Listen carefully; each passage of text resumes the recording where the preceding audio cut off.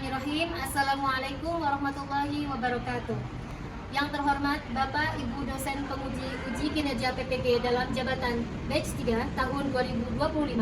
Perkenalkan, saya Novianti, salah satu guru PAI di SMP Istiqomah Sambas Purbalingga, sekaligus mahasiswa PPG dalam jabatan batch 3 tahun 2025 di LPTK Universitas Islam Negeri Profesor Saifuddin Zuhri Purwokerto dengan NIM 2541104081525. Pada hari ini, saya akan melaksanakan uji kinerja di SMP Istiqomah Sambas Purbalingga pada kelas 7 dengan materi Peradaban Daulah Bani Umayyah dengan model pembelajaran Project Based Learning atau PJBL dengan terintegrasi pendekatan Deep Learning. Selamat menyaksikan. Bismillahirrahmanirrahim. Assalamualaikum warahmatullahi wabarakatuh. Waalaikumsalam warahmatullahi wabarakatuh. How are you today? I'm fine, thank you, and you? I'm fine too. Good morning all. Morning. Oke, hari ini kita masuk ke pelajaran KI. Sebelumnya kita berdoa dulu. Silakan ada yang memimpin salah satu dari semuanya. Attention please. Before we start our lesson today, let's pray together. 1, 2, 3.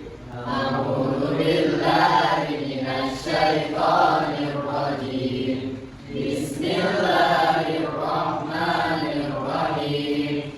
Raditu billahi rabban wa bil islami dina wa bi Muhammadin nabiyya wa rasulah. Rabbi zidni ilma warzuqni fahma. Amin. Oke, sekarang menyanyikan lagu Indonesia Raya. Silakan dipimpin oleh salah satu dari kalian. Oke. Semuanya berdiri. Kita Indonesia Raya. Indonesia tanah airku, tanah tumpah darahku. Di sana aku berdiri, jadi pandu ibuku. Indonesia kebangsaanku, bangsa dan tanah airku. Marilah kita berseru, Indonesia bersatu. Hiduplah tanahku, hiduplah negeriku, bangsaku, rakyatku semuanya. Bangunlah jiwanya, bangunlah badannya untuk Indonesia Raya. Indonesia Raya, merdeka, merdeka, tanahku, negeriku yang ku cinta. Indonesia Raya, merdeka, merdeka, hiduplah Indonesia Raya.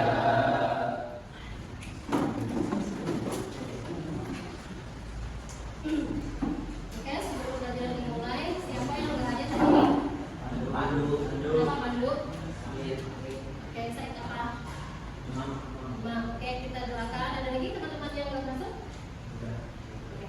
Kita doakan teman-temanmu yang sedang sakit, mudah-mudahan di pertemuan berikutnya bisa berkumpul kembali untuk bisa belajar ya. Dari akhir pokok apa?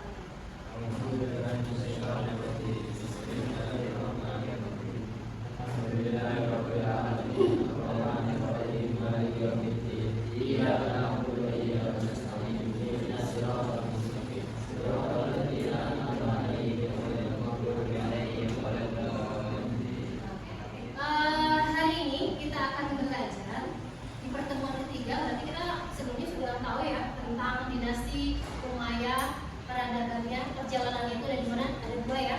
Di mana? Di Damaskus dan di Andalusia. Nanti kita akan belajar. Hari ini kita akan belajar mendesain, mencatat tentang perjalanannya dinasti Umayyah seperti itu. Perjalanan dinasti Umayyah itu kan sekitar 90 tahun. Pasti catatan sejarahnya itu banyak sekali temuan-temuan atau yang kembangkan pada zaman itu. Harus kita catat. Nah, kita akan membuat produk dari pembelajaran hari ini, yaitu membuat mini project ya, berubah bagan timeline peradaban dinasti Umayyah. Nanti ada yang mau membahas tentang Umayyah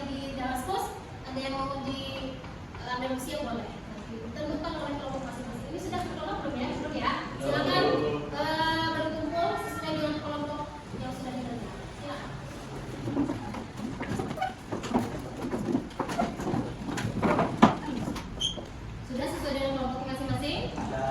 Silakan dipimpin, dibentuk atau ditunjuk satu ketua. Sudah? Sudah. Oke. Sebelum lanjut ke mini project kita, saya akan mengulas sedikit saja dari pelajaran kemarin yang sudah kita pelajari ya, bukan kemarin.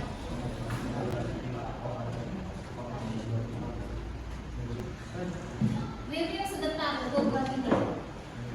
Review peradaban Islam pada masa Daulah Bani Umayyah.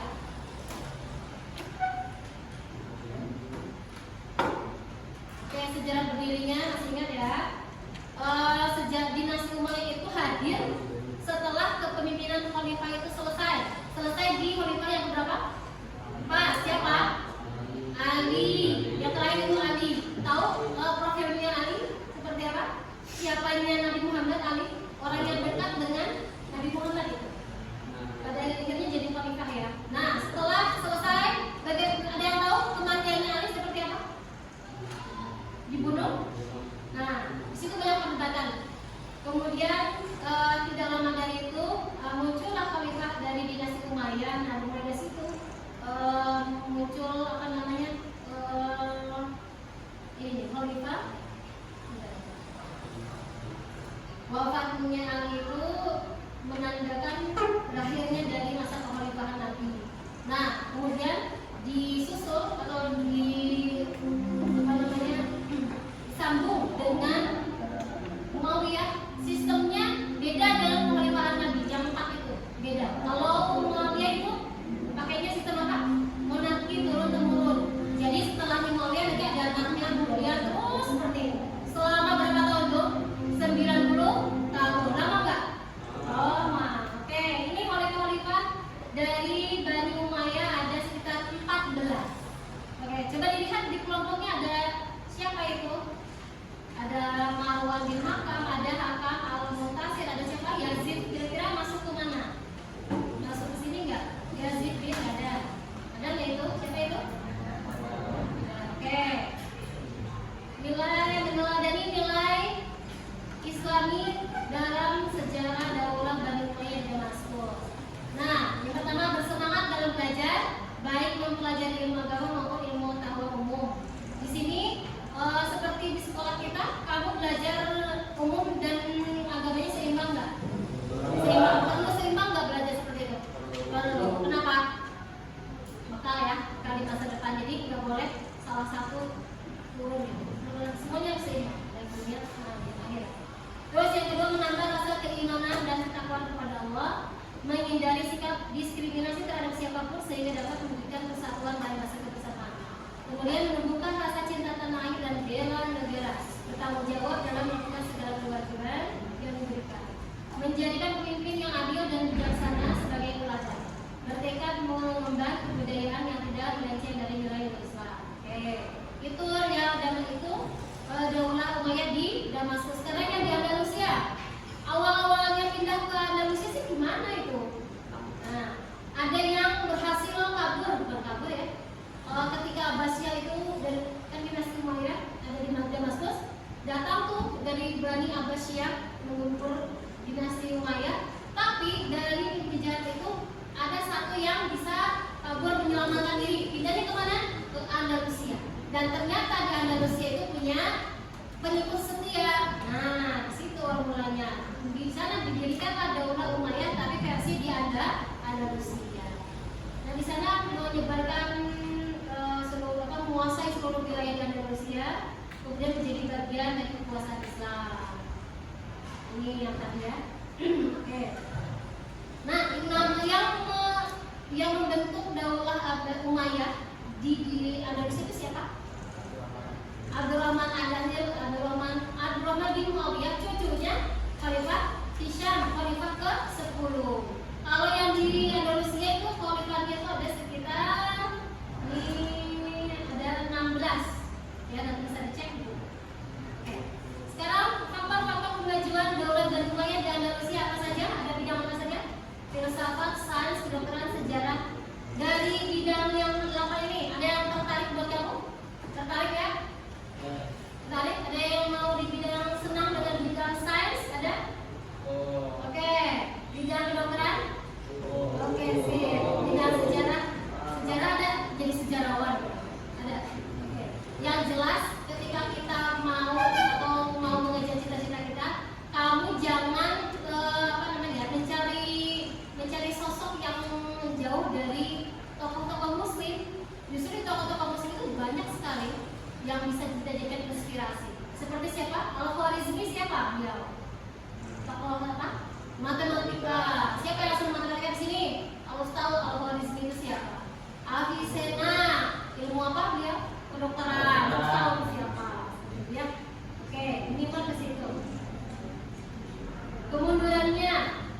di Andalusia itu, menurut sejarah itu, sejarawan ada beberapa faktor yang menyebabkan mundurnya Daulah Bani Umayyah di Andalusia. Adanya pertentangan antara Islam dan Kristen, ketiadaan ideologi yang dapat mempersatukan bangsa dan negara, kemudian kondisi ekonomi yang sulit, kemudian sistem pergantian kekuasaan yang tidak jelas. Itu. Kemudian selanjutnya penerapan akhlak mulia dalam mempelajari Daulah Bani Umayyah di Indonesia. Ada berapa ini? A. Senantiasa meningkatkan keimanan dan ketakwaan kepada Allah, lebih meyakini bahwa Allah adalah zat yang hidup. Semangat dalam memerangi kemungkaran dan kezaliman, merasa bangga atas prestasi yang pernah diraih kaum muslimin masa lalu dan berusaha mengelarinya dengan semampu. Nah, kamu bangga nggak menjadi seorang muslim? Ternyata kita punya tokoh-tokoh yang menjadi inspirasi untuk masa depan kita, betul nggak? Gak usah jauh-jauh ke orang-orang non muslim. Justru di kita orang muslim kita punya inspirasi yang banyak. Idola kamu siapa coba? Biar kayak tahu. Jangan-jangan idola kamu idola K-pop, bener nggak sih? Kalau perempuan atau kata-kata K-pop? Kalau kamu siapa? Kalau laki-laki biasanya siapa? Idolanya yang sering baca buku ya? Siapa? Idolanya? Siapa? Apa? Satria? Punya idola punya? Oke, orang mana itu? Bukan muslim ya? Oke, yang lainnya ada lagi? Di Indonesia, tokoh Indonesia yang kamu teladani atau kamu idolakan nih? Apa? Siapa? Oke, Satadi Djoko Damono. Iya. Oke, ya. Siapa beliau? Suka bikin puisi. Oke, jadi kamu suka bikin puisi? Suka nulis? Suka. Oke. Oke, itu hanya review ya, supaya kamu ingat. Oke. Sekarang project mini yang akan kita lakukan sekarang adalah membuat timeline dinasti Umayyah ya. Oke, petunjuknya ini saya bagikan. Silakan. Persiapan nanti dibagi tugas ya. Petunjuknya buatlah bagian atau timeline garis waktu yang menggambarkan perkembangan peradaban Bani Umayyah dari awal hingga ke depannya. Bagian-bagian timeline itu harus ada apa aja? Tahun, sudah dipetik, peristiwa-peristiwa, nama-nama khalifah. Terus ada kemajuan, ya sekiranya disebutkan 5 boleh. Terus ada bagian data dibuat secara. Kamu mau pakai apa? Pakai aplikasi Canva PowerPoint? Mau yang mana? Sudah ditentukan enggak? Udah punya. Oke. Mau pakai kelompok ini? Mau pakai apa? Mau pakai tab atau berupa cover aja satu halaman atau PDF? Oke, sih. Yang kamu sana mau pakai apa? Oh, Canva mau cover timeline atau PDF? Oke. Kamu sini pakai apa? Oke. Ya, sudah punya bayangan ya? Oke. Silakan ditulis perencanaan timeline itu di bagian paling belakang sebelum kamu mendesain. Nanti ada yang bagian mendesain, ada bagian yang menulis supaya kontennya itu jelas apa yang mau dituliskan. Ini di bagian ini. Nah, apa aja yang mau ditulis nanti disebutkan di situ apa aja. Bukunya sudah ada ya, silakan dicari di informasinya di buku-buku paket ada. Oke, laptopnya sudah siap, sudah connect internet. Oke, silakan kontennya. Jangan lupa berbagi tugas. Silakan mulai dari sekarang dikerjakan. Oke. Orang ini berkaitan dengan takhir atau arbitrase atau penyelesaian perkara, tapi tak menyelesaikan masalah, bahkan menyebabkan munculnya golongan ketiga, yakni Khawarij atau orang-orang yang keluar dari barisan Ali bin Abi Thalib. Umat saat itu terpecah menjadi 3 golongan, yakni yang pertama Muawiyah, kedua Syiah, pengikut Allah Taala yang menyusup di barisan para Ali bin Abi Thalib, dan yang ketiga Khawarij, orang yang keluar dari barisan Ali bin Abi Thalib.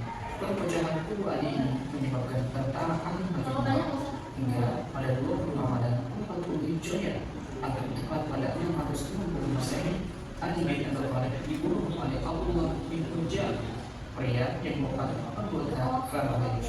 Setelah peristiwa terbunuhnya Ali, Khilafah Rasyidin tersebut berakhir. Pasca meninggalnya Ali bin Abi Thalib, orang-orang kemudian membayar Hasan bin Ali. Namun, Hasan lebih memilih untuk monarki atau sistem pemerintahan berbentuk kerajaan. Bagaimana kelanjutannya? Saksikan video Historia selanjutnya.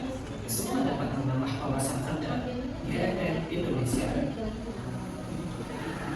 Oke, kelompok mana duluan yang mau presentasi? Kelompok mana duluan? Kelompoknya siapa? Ya, Azam? Ya, di bawah atau di sini 2 orang ya? Yang lain mendengarkan? Saya akan mulai dengar.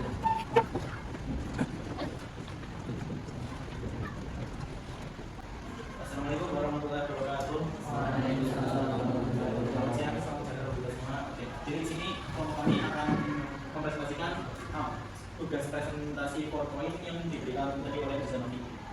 Judul dari presentasi kami adalah Cahaya dari Barat, Daulah Umayyad di Andalusia.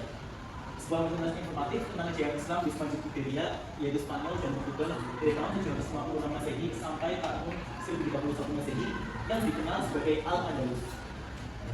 Mari kita pelajari bagaimana keteguhan, ilmu pengetahuan, dan visi untuk salah satu peradaban paling cemerlang dalam Islam.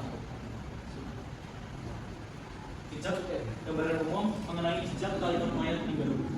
Dari kekuasaan 756 sampai 1031 Masehi, yaitu sekitar 275 tahun. Pendiri dinasti Abdul Rahman Ad-Dakhil yang berhasil melarikan diri dari Damaskus. Ibu kota dan pusat peradaban berada di Cordoba yang menjadi kota termaju di Eropa pada masanya. Daulah Umayyad di Andalusia didirikan setelah jatuhnya Daulah Umayyad di Damaskus, menjadi sebuah entitas politik baru yang memisahkan diri secara independen dari Kekhalifahan Abbasiyah Timur. Jadi awal, penderitaan menuju kedaulatan. Kedatangan Abdul Rahman Ad-Dakhil pada tahun 756 Masehi. Setelah keluarganya dibantai oleh Bani Abbasiyah, Abdul Rahman sang cucu khalifah melakukan pelarian drastis selama 5 tahun. Ia menyeberang ke semenanjung Iberia dan menyatukan sisa-sisa penduduk Umayyad serta suku lokal. Keberhasilannya mendirikan Emirat Cordoba menunjukkan keteguhan dan kepemimpinan visioner yang luar biasa dengan kekacauan. Ia dijuluki sang burung merpati karena kegigihannya menyelamatkan garis keturunan Umayyad. 5 peristiwa kunci yang membangun peradaban di Eropa. Yang pertama adalah Abdul Rahman Ad-Dakhil yang berhasil melarikan diri mendirikan Emirat Cordoba pada 756 Masehi. Yang kedua pada tahun 785 Masehi dimulainya pembangunan Masjid Cordoba atau yang disebut Mezquita, simbol arsitektur Islam. Tahun 929 Masehi terdapat Abdul Rahman III yang memproklamasikan Khalifah Umayyad berbeda dari Baghdad. Tahun 1939, pertempuran Cimankas menandai tantangan militer dari kerajaan Timur Utara. Dan pada tahun 1950 Masehi, Khalifah Islam dan Persia Andalus menjadi taifah-taifah kecil. Puncak kejayaan Khalifah Abdul Rahman III. Di bawah kepemimpinan Khalifah Abdul Rahman III pada tahun 929 Masehi, Andalusia mencapai kemampuan politik, militer, dan intelektual yang membawa stabilitas yang menjadikan Cordoba sebagai pusat dunia.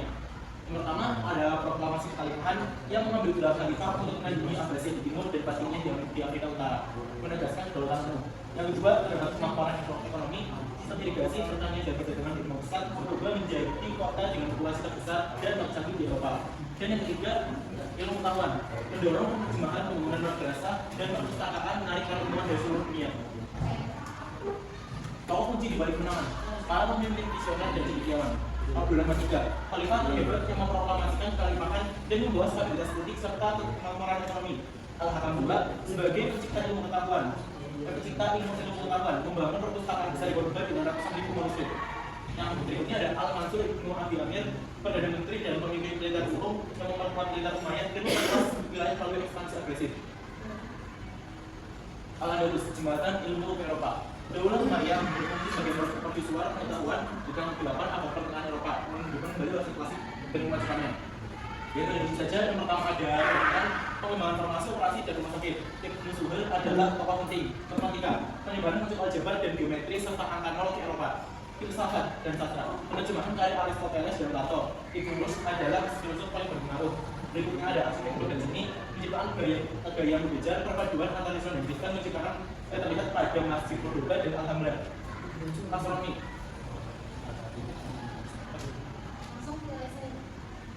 pengembangan observatorium, astrolab, dan operasi kalender. Akhir dari masa kejayaan, perpecahan internal adalah ratu mematikan sebagai sebuah peradaban, sekuat apapun fondasinya. Produknya kekhalifahan pada tahun 1031 Masehi. Konflik internal dan perebutan kekuasaan yang terus-menerus di kalangan keluarga, penguasa, dan kaum militer. kenaikan pajak yang memberatkan rakyat dan muncul pemberontakan, lalu ada meningkatnya tekanan militer dari kerajaan Presiden utara yang memaksa untuk internal dan pecahnya kekhalifahan menjadi negara-negara otonom yang biasa disebut khalifat yang saling berperang memudahkan republik Kristen. Dan nilai kerajaan dari Al-Andalus. Kejayaan Umayyah di Andalusia menawarkan pelajaran berharga bagi generasi Muslim masa kini, menekankan pentingnya ilmu dan persatuan, keteguhan dan ketangguhan. Abdullah Al-Dahil mengajarkan bahwa kebebasan di masa lalu harus menjadi motivasi untuk membangun peradaban baru, toleransi dan keberagaman. Keharmonisan para Muslim, Kristen dan Yahudi menjadi kunci kemakmuran dan inovasi budaya serta ilmu pengetahuan. Kita ilmu dan inovasi. Khalifah membangun ilmu pengetahuan yang menunjukkan bahwa kekuatan beragama terletak pada intelektualitas bukan hanya militer. Kesimpulan Abbas Nabadi, Daulah Umayyah di Andalusia adalah bukti nyata bahwa Islam bukan hanya agama ini, juga peradaban yang menyatukan ilmu pengetahuan, seni, toleransi, arsitektur, filosofi, dan keilmuannya terus mempengaruhi kehidupan untuk masa kini. Maksud kunci, kekuatan umat Islam terletak pada kesatuan pemasaran dan pengetahuan dan kemampuan untuk berkolaborasi dengan berbagai belakang dan budaya. Selesai? Oke, tangan buat kelompok yang dimulai. Hasil dari pemanfaatan digital hari ini ya, ternyata aku semua mampu untuk membuatnya.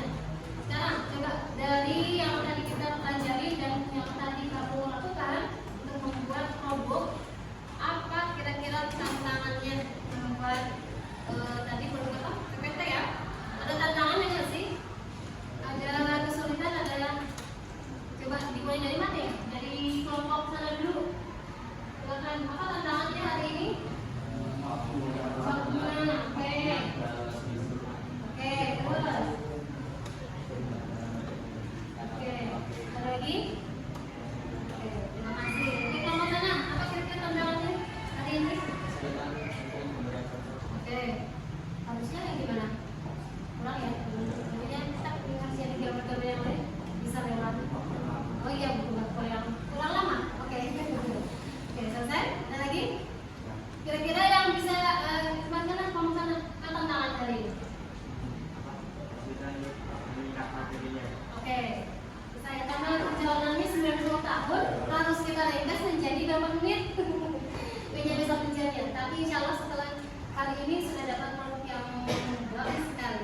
Ternyata pemanfaatan digital itu bisa kita gunakan dalam pembelajaran kita ya. Jadi tidak hanya kita tulis tangan saja. Oke, tepuk tangan untuk kita semuanya. Oke, selesai pembelajaran kita hari ini. Mudah-mudahan ada manfaatnya, bermanfaat atau tidak.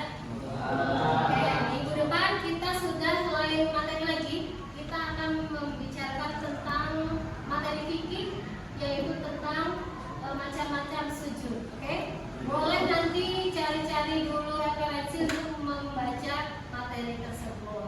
Seperti itu. Ada yang ditanyakan? Kalau mungkin ditanyakan, ada pesan buat minggu depan? Pembelajarannya di mana gitu? Ada mau pesan? Oh, di